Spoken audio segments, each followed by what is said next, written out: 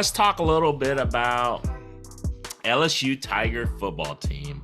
Looks like they're going to have to vacate like 37 victories from 2012, 2015. Does anybody really give a shit? It's one of those things. Okay, so 2023 right now. You're telling me they're going back, vacating all those wins because I think they have a offensive lineman back then. So here's the story. Vidal Alexander, he was ineligible and they were playing him. Pretty much he broke the rules and he was deemed ineligible all those years, and they're vacating all the wins. So that's pretty much the bottom line. You can't go back and change the celebrations of the victories that they won. How does it affect me? Why do I even give a shit? I really don't. I mean, I am a Hawkeye fan. I am a Hawkeye fan. Iowa lost to them in the Outback Bowl back in 2013, 2014. I forgot what it was. So that victory is vacated. It's a moral victory. Who cares? So this is the thing about these vacating if you're going back. It doesn't really change the fact that all those players, the students, the fans, the coaches already celebrated it. You can't really go back and change it. I mean, it is what it is. I mean, it doesn't really change the fact. I guess the record books change. So that's the biggest thing. Les Miles, of course, because I believe he's no longer eligible for the College Football Hall of Fame or anything like that, because I think you have to have like a 60% winning percentage. And by vacating those 37 wins, I believe he's down to like 58, 59%. So he's no longer eligible, that's one benefit.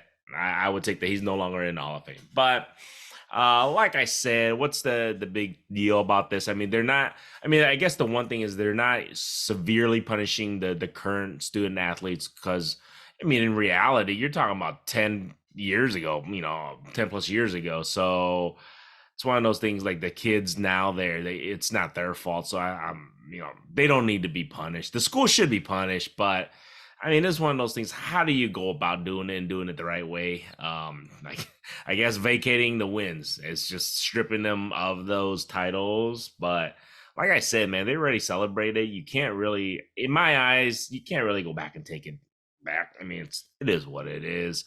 Moral victories, I guess, in a sense. I don't know. At least Les Miles not going to make the damn Hall of Fame because he doesn't have the enough winning percentage. I guess that's the benefit of that.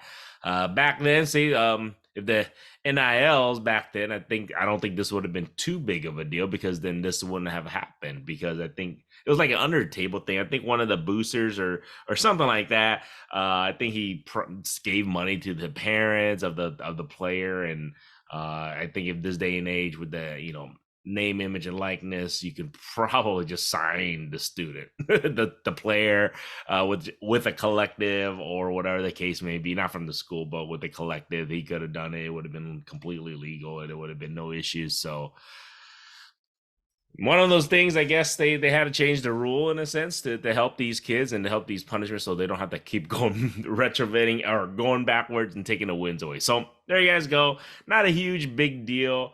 But I think it would have changed a lot of things if it would have happened then, because I think like Texas A&M, I think they were on the verge. I think it was when Johnny Manziel, they had Johnny Manziel. They had a chance to go play for the national championship. Who knows what could have happened? So if they would have not, see, that's the thing though.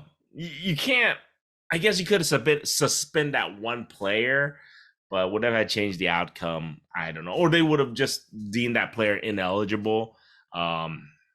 Who knows what the games would have, played out differently or not. So to me, things like that doesn't really make a damn difference to me. It doesn't change the fact that I celebrated. I didn't celebrate. I didn't get a chance to celebrate a victory. It didn't matter. It didn't matter. At the end of the day, it doesn't fucking matter. So I don't know. I'm just talking about it because I saw that in the news. I just felt it was kind of a little funny, though. At least he's not going to make the College Hall of Fame because he's under 60%.